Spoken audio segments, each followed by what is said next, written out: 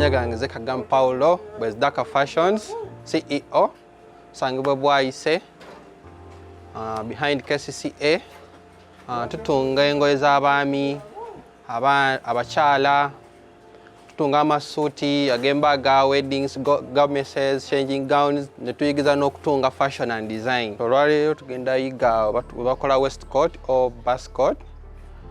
Era mu ogenda okukola waistcoat olina obeera ne bino wammanga, olina obeera ne fabric yo material, olina obeera ne material egenda kukola fabric, obeere ne canvas anaabeera munda okugimakinga okubeera nice nga niwoba ironing einuma bulungi.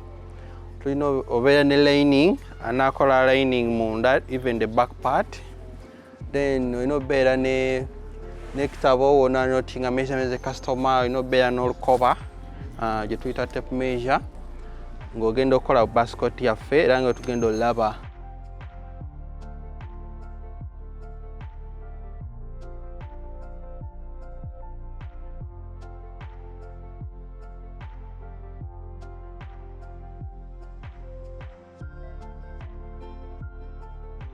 Kati olwaleero tugenda kulaba engeri gye tupimamu waistcoat yaffe, ngeri twatandise okulaba measurements ezeetaagisa. Kati tugenda pima tulabe ebipimo ebyetaagisa okuba nga tukola waistcoat yaffe n'atuuka customer waffe oba bodisi yaffe eno. Kati tuba tugenda pima, tupima ebintu bino wammanga, tupima shoulders, ne tupima full length, obuwanvu bwa buscoat, ne tupima ne bust. So that nti ebiba bituuka basically tupima ebintu bisatu. Tupima shoulders, full length ne bust. Era tugenda beera nabyo nga tupima nga tuwandiika. Tugambe tugenda sooka ne shoulders.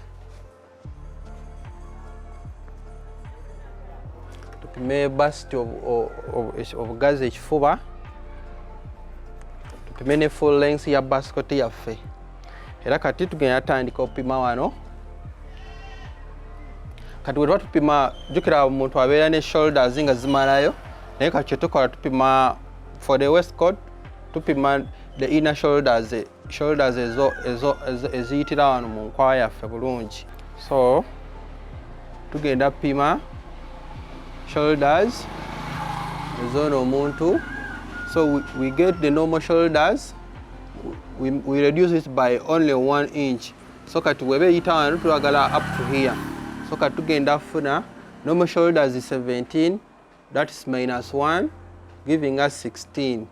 So normal shoulder yona eri 17, but you will reduce by 1, nofuna shoulder y'omunda ne tufuna 16.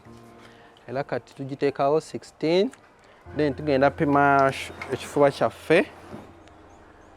Ekifuba olina opima ekifuba around, you rotate around, n'opimiramu even the sleeve. Customer omupimiramu omukono ogumu ng'oli mukolera buscoat. Opimiramu omukono gumu bw'oti. Olina omupimiramu omukono gumu ng'omukolera buscoat. So we have gotten 40 nga mulimu omukono.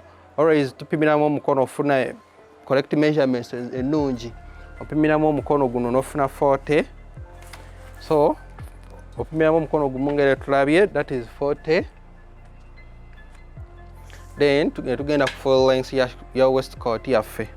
Tugenda besinga ne guno omukono okuba guno tegusobola kubeerako. So tujja laba customer waffe abeera bw'ati. How do you get the length for the waistcoat? Topima bupimi nti empale weekomye oba customer wayagala naye gwe omutunzi gw'olina omumanya tutandikira from the shoulders ne tujja. Let me use this side. Shoulders until tubala omukono gwa client waffe guno. Tulina this pocket ne tubeera ne wano ne wano. Tulina joints zino ku muntu. Tulina wano ne wano. So kati woba opima for the waistcoat otandikira ku joint wetandikira okwemenya anko yaffe eno.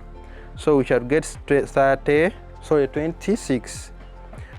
Ne tuziteekawo. Kati woba omaze otakinga measurements tuba tugenda what we call division.